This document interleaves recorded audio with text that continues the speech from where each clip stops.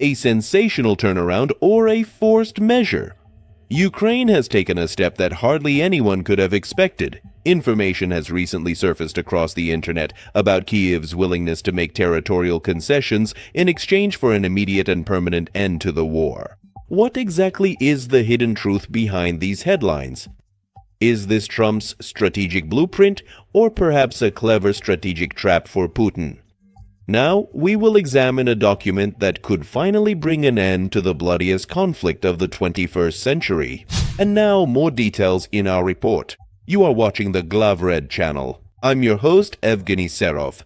Like this video and subscribe to our YouTube channel. The publication Glavred, citing sources in diplomatic circles, reports a significant change in the rhetoric of the Ukrainian leadership. It's important to understand this is not about recognizing the occupied territories as Russian, but about what is called a freeze on claims. According to insider information, in the new draft agreement being discussed with the mediation of the Trump administration, Ukraine may agree to a deferred status for the territories under Russian control. This means that Kyiv, de jure, continues to consider Donbas and Crimea as its own, but commits not to return them by military means for a certain period. Figures from 10 to 20 years are being discussed. Why would Ukraine agree to this? Kyiv's condition in this negotiation is immediate accession to NATO, or receiving equivalent security guarantees from the United States and its European allies. Simply put, we cease all military operations against the lost territories for now, in exchange for a permanent guarantee that Russia will never attack the rest of Ukraine again. This scenario is referred to as the German option, just as West Germany was admitted as a member of NATO. Despite not having control over the GDR, Ukraine could be granted a security umbrella for its free territories. According to analysts, Trump is putting unprecedented pressure on both sides. Zelensky has been made to understand military aid is not unlimited. Putin, on the other hand, has been threatened that if he refuses to freeze the conflict, Trump will crash oil prices and arm Ukraine to the point where the front collapses. However, the devil is in the details. Russia is demanding not just a freeze, but a demilitarized zone 30 to 50 kilometers deep. This means that Ukrainian troops would have to withdraw from the current front line, leaving some cities in a gray zone. This particular point is currently the most difficult one in the negotiations in Abu Dhabi. Is Ukrainian society ready to accept such a peace? Polls show a deep divide. For many, any kind of freeze is a betrayal of the memory of the fallen and a postponed war for future generations. Political analysts warn if the authorities officially sign a document renouncing the military liberation of territories, even temporarily, it could spark a wave of protests within the country. That is why Zelensky is extremely cautious in his wording. He emphasizes that there is no trade in territory, only a search for ways to save people's lives. On the other hand, the front is exhausted. February 26 shows, without direct NATO intervention, it is now almost impossible to restore the 1991 borders by military means. Making significant territorial concessions in exchange for peace and the recovery of its economy is a bitter pill that the government in Kyiv might ultimately be forced to swallow in order to preserve its statehood. And what do you think? Is it worth making territorial compromises for the sake of joining NATO and ending the fighting? Write your thoughts in the comments. This is a question that concerns everyone. Like the video and subscribe to be the first to know the truth about the negotiations. See you soon. During the negotiations in Abu Dhabi, representatives of the Russian Federation, Ukraine, and the United States of America agreed on the exchange of 314 prisoners. This was announced by the U.S. President's Special Representative, Steve Witkoff. Today, the delegations of the United States of America, Ukraine, and Russia agreed on an exchange. This is the first such exchange in the past 5 months.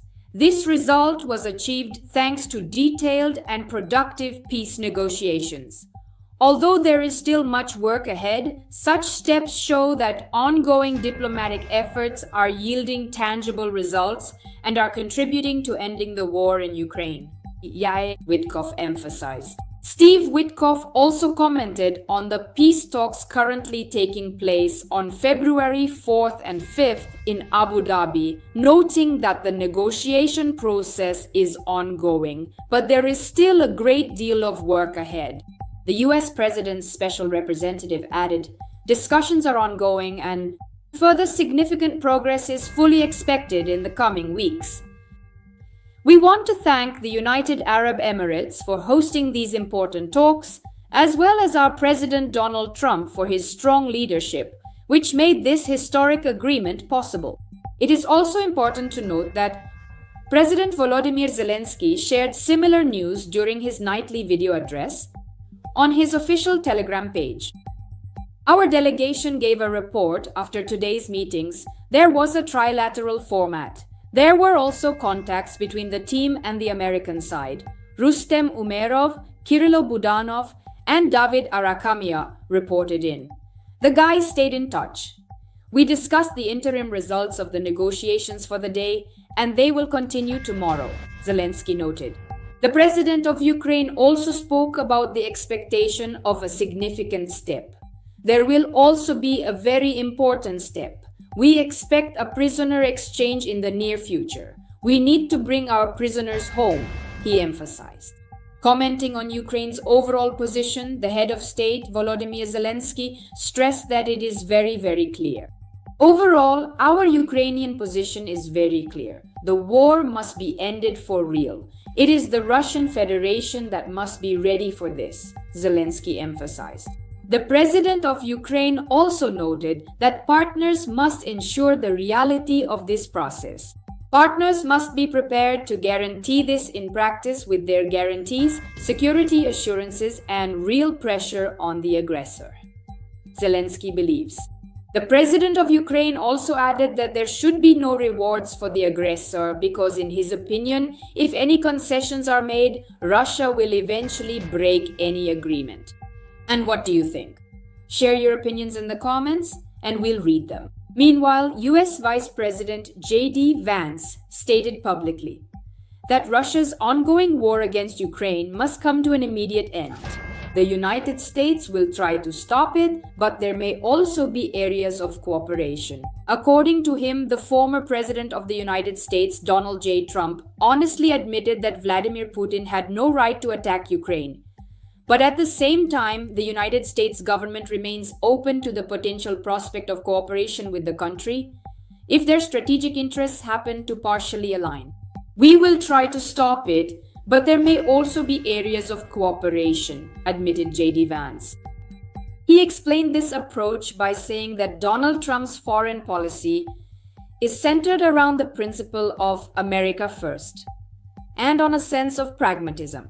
The US Vice President also added that Donald Trump's position is not about dividing the world into black and white or into friends and enemies, but about working primarily with alliances and interests.